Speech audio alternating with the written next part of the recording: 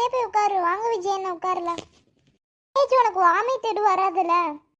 அதெல்லாம் எனக்கு செட் ஆகும். வாங்க போய் உட்காருல. ஓகே தேஜு. வாங்க நான்சியோட மதர். மேம் நான்சி என்னன்னா கேர்ஃபுல்லாக பார்த்துக்கோங்க மேம். சேஃபாக எல்லா ஸ்டூடெண்ட்ஸும் பார்த்துக்கிற மாதிரி அவ்வளோ பார்த்துக்கோங்க. Okay madam. Bye Nancy. Mummy daddy எல்லாரும் கிளம்புறோம். பார்த்து சேஃபாக போயிட்டு வா. பாய்.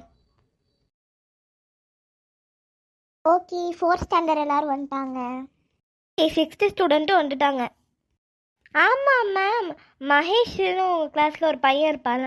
அவன் பக்கத்தில் ஏதோ ஒரு பொண்ணு உட்காந்துருக்கா. அவள் யார்? அதுவா மேம், அவள் தான் மகேஷோட அக்கா. ஓ அப்படியா? யார் அவளை டூரில் வந்து உட்கார வச்சா? மகேஷோட அம்மு தான் வந்து டூர் கூட்டிகிட்டு போக சொன்னாங்க. எவ்வளோ அப்புறம் தனியாக இருக்காள் வீட்டில்னால. ஓகே அவள் எந்த ஸ்டாண்டர்ட் படிக்கிறா? 10th படிக்கிறா மேம். இருந்தாலும் அவங்க அம்மா தான் வந்து மகேஷ் தனியாக போகிறதுக்கு ஒரு மாதிரி இருக்கிறதுனால கூட அவளை அனுப்பி விட்டாங்க.